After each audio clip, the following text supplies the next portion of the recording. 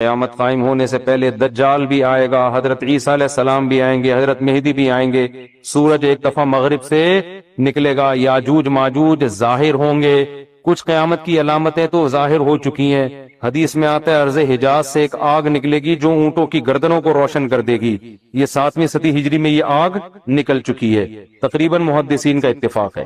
700 سال پہلے 7ویں صدی ہجری میں آگ نکلی تھی بہت بڑے پیمانے پر ارض حجاز میں، تو وہ تو ایک نشانی ہو چکی ہے۔ تو کچھ نشانیاں ہو چکی ہیں، زیادہ تر نشانیاں کیا ہیں باقی؟ ایک نشانی یہ تھی، حدیث میں آتا ہے کہ یہ جو عرب لوگ ہیں نا، جو اونٹوں کے چرواہے، بکریاں چرانے والے غریب غربا، یتقاولون فی البنیان، ایک دوسرے سے بڑھ چڑھ کے بلڈنگیں بنائیں گے۔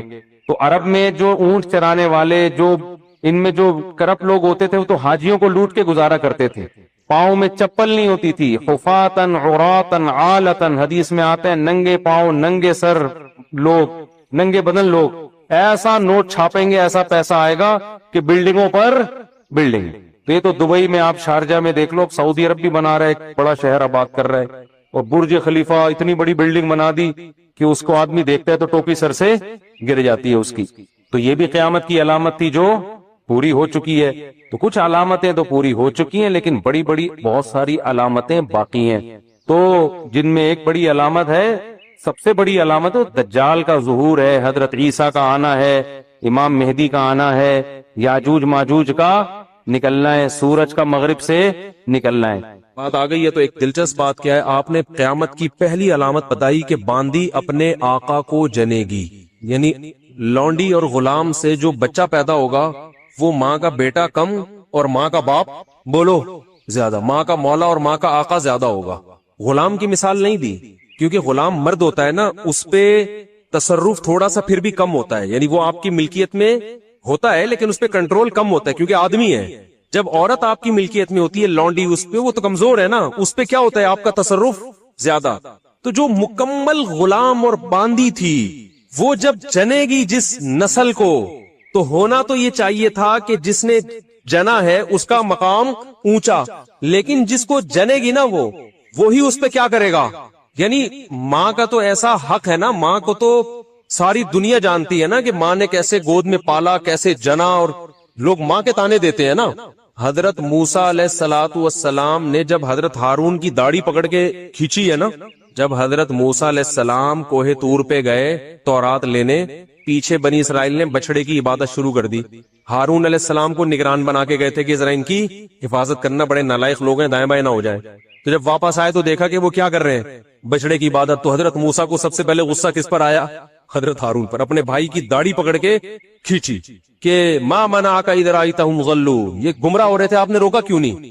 تو حضرت ہارون نے کیا کہا؟ باپ کا واسطہ نہیں دیا بلکہ ماں کا۔ لا یبن ام، اے میری اماں کے بیٹے، اے میری ماں کے بیٹے، کیونکہ یہ رشتہ فوراً سمجھ میں آتا ہے، ماں کا واسطہ، کیونکہ محبت کی علامت ہے نا۔ ابا جو ہے نا وہ تربیت کے لیے اللہ نے بنائے، وہ محبت واپس زیادہ ابا سے امیدیں نہیں لگایا کریں۔ ابا کی ایک الگ ویلیو ہے، وہ محبت بہت زیادہ کرتے ہیں ابا، لیکن وہ جتلاتے نہیں ہے۔ وہ کہہ رہے ہیں تمیز سے زیادہ لاڈ پیار دکھاؤ گے نا ابا، یہ ہو گیا تمیز سے بیٹھ وہاں جا کے آرام سے، ٹھیک ہے نا، جو بات ہے ادب تمیز۔ ماؤں کو زیادہ ادب تمیز نہیں، ماؤں کو لاڈ چاہیے ہوتے ہیں۔ تو اس لیے ابا محبت تو بہت کرتے ہیں لیکن وہ آسانی سے سمجھ میں نہیں آتی کیونکہ تعظیم اس پہ غالب ہوتی ہے۔ اماں کی محبت 2 منٹ میں سمجھ میں آ جاتی ہے۔ تو جب بھی واسطہ دیا جاتا ہے کس کا؟ اماں کا۔ تو حضرت ہارون بھی واسطہ کس کا دے رہے ہیں کہ بھائی ایک ہی ماں کے ہم دونوں اولاد ہیں، آپ اتنی سختی تو نہ کریں نا، ماں کا واسطہ دے رہا ہوں آپ کو، یبن اماں، اے میری اماں کے بیٹے۔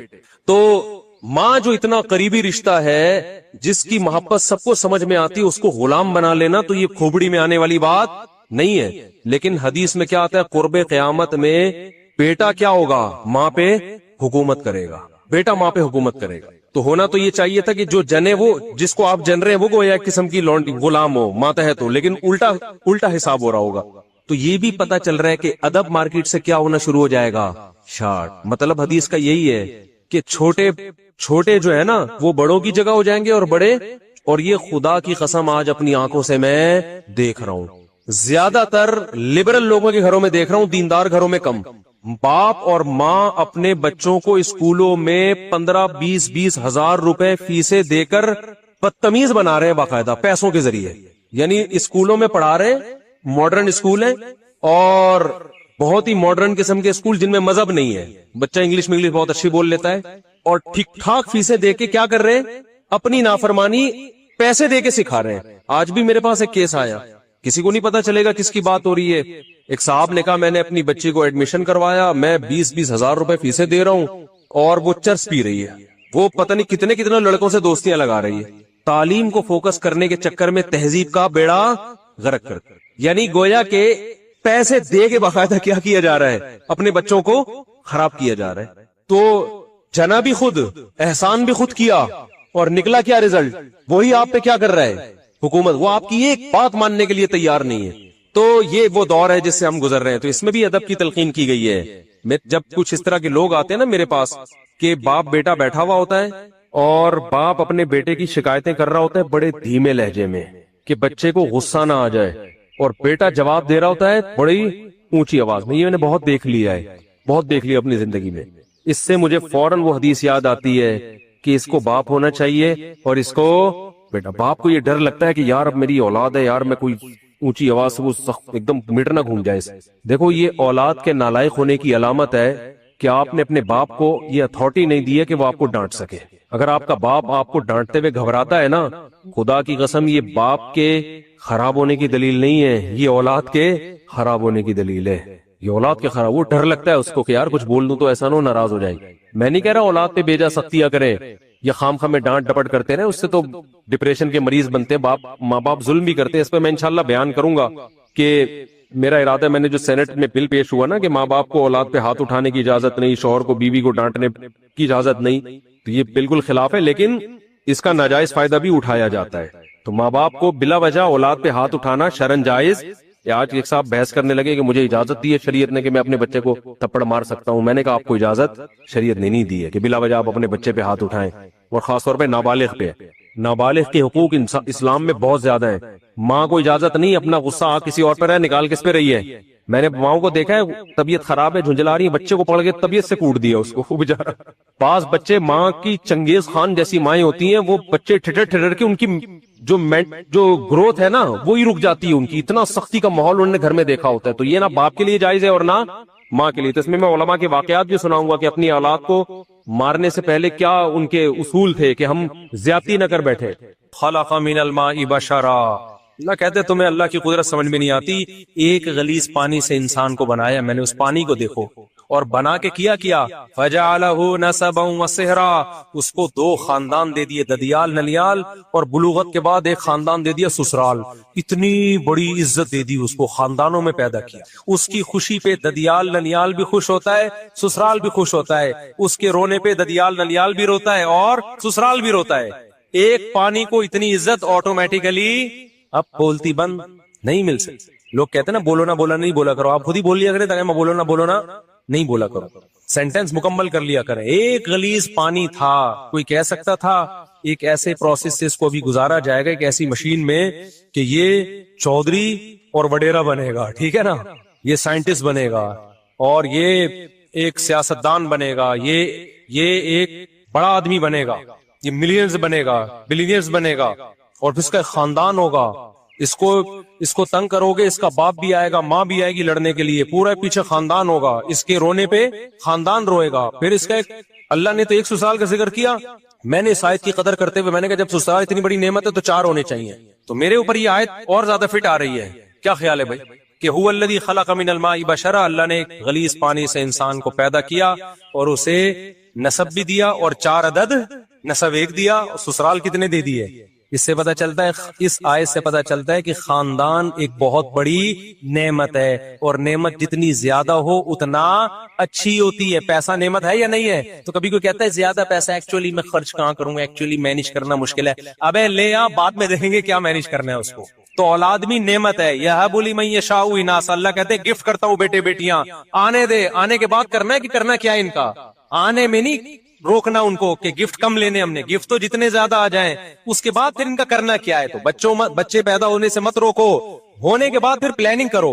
مسئلہ یہ نہیں ہے, بچے جو بگڑتے ہیں نا اس لیے نہیں کہ زیادہ ہے, اس لیے کہ پیدا ہونے کے بعد بھی نہیں سوچ رہے ہوتے ان کو بنانا کیا ہے ہم نے. وہ تو ایک بھی بگڑ جائے گا, پھر تمہارا بچہ پیدا ہوا تم قیامت تک سوچتے رہو گے کرنا کیا ہے اس کو, تو چور بن جائے گا, آٹومیٹیکلی ڈاکو بن جائے گا.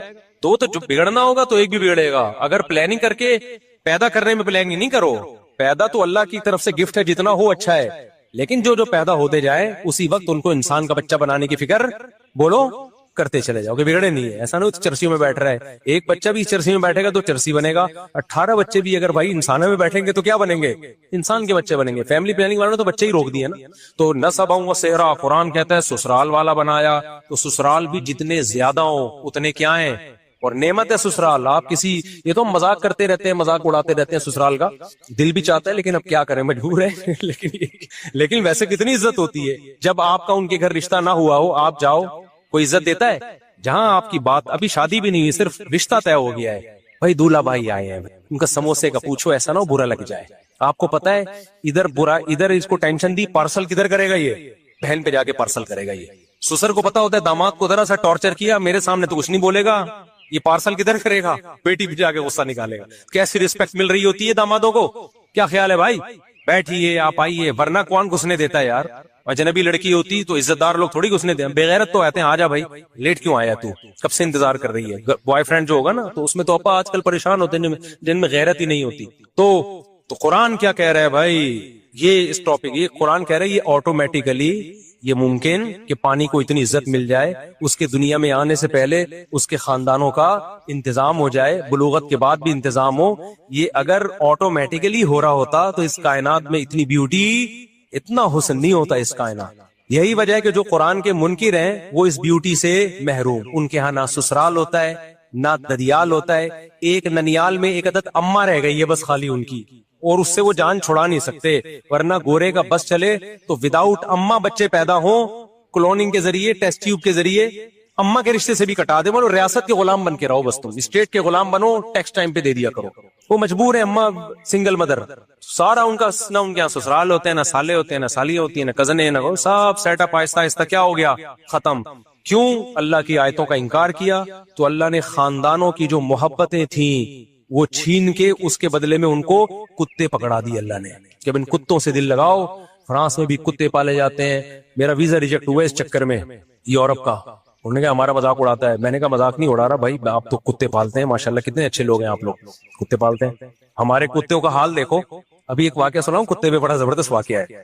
اتنے کتے ہو گئے نا, اللہ کے ایم سی والوں کو بہت جزائے خیر دے. کچھ رپورٹیں آئی ہیں انہوں نے کتے مارنا شروع کیے. ہوا یہ کہ کل ایک داڑھی والے صاحب آئے, داڑھی ان کی, تسبیح ہاتھ میں, یہی ہمارے دوست ہیں, اور ٹوپی ماشاءاللہ, بڑا پرنور چہرہ. مجھے کہتے ہیں مفتی صاحب مجھے ایک مسئلہ بتائیں. میں نے کہا کیا ہو گیا؟ کہتے ہیں یار وہ ایک کتا مر رہا تھا اور بالآخر اس نے دم توڑ دیا. تو کے ایم سی کی گاڑی مجھے نظر آئی. میں نے کہا یہ آپ لوگوں نے میں سے کسی نے مارا ہے؟ اس نے کہا ہاں. کہتے ہیں میں نے کہا بہت شکریہ آپ کا, اللہ جزائے خیر دے یار, یہ تو کتے بہت کاٹ رہے تھے انسانوں کو, تو شکر ہے آپ نے کچھ کنٹرول کیا. ایک نقاب میں خاتون ڈرائیونگ کرتے ہوئے نا گاڑی, کہتے ہیں میرے قریب آ کے رکی. انہوں نے میری بات کہتے ہیں سن لی. انہوں نے کہا کہ یہ آپ کہہ رہے کتا مارنے کے بارے میں؟ کہا جی. میں نے کہا یہ آپ کو خوشی ہوئی ہے کتے کو اس طرح سے مارا گیا اور یہ مر گیا, یعنی زہر وہر کچھ کھلایا ہو؟ جی مجھے خوشی ہوئی ہے. تو آپ نماز بھی پڑھتے ہیں؟ ابھی نماز پڑھنے جا رہے ہیں. جی نماز, دعا بھی مانگیں گے اللہ سے, ذکر اذکار بھی. جی یعنی ایک طرف آپ کتے مار رہے ہیں, دوسری طرف نمازیں پڑھ رہے ہیں. مطلب یہ تھا کہ یہ کھلا تضاد نہیں ہے, یعنی ایک طرف آپ ٹوپی پہن کے داڑھی پہن کے اتنے اچھے کام بھی کر رہے ہو اور دوسری طرف ان مخلوق پر کتوں کے ساتھ یہ ظلم, یعنی عجیب اسلام ہے آپ کا. ادھر کتے بھی مار رہے ہو, ادھر اللہ کی عبادت بھی. کہتے ہیں میں نے اس خاتون سے کل کا واقعہ ہے, کہتے ہیں میں نے اس خاتون سے کہا کہ دیکھیں یہ کتے انسانوں کو کاٹتے ہیں. خاتون فوراً کہتی ہے کیا سارے کتے کاٹتے ہیں؟ میں نے کہا نہیں, کتے پہ لکھا ہوتا ہے کہ یہ کاٹے گا, اور یہ والا کاٹنے کے لیے, اور یہ کسی کو کچھ بھی نہیں کہے. وہ بےچارے اتنے کنفیوز ہوئے اس خاتون کی نصیحت سے, میرے پاس آیا کہ یار مصعب میں نے ظلم ہو گیا. میں نے اس کو اپریشیٹ کر دیا. کہ میں نے کہا کے ایم سی والوں نے پہلی دفعہ کوئی خاندانی انسانوں کے بجائے فوکس کس کو کرنا شروع کر دیا انہوں نے. یہ بہت گڈ نیوز ہے. پہلے تو جو گٹر کے ڈھکن, یہ کے ایم سی کی ذمہ داری ہے نا, گٹر کے ڈھکن میں کتنے مرد ہلاک ہو گئے ہیں وداؤٹ ڈھکن کے لوگ, تو یہ سب کے ایم سی کے کھاتے میں جا رہے ہیں نا.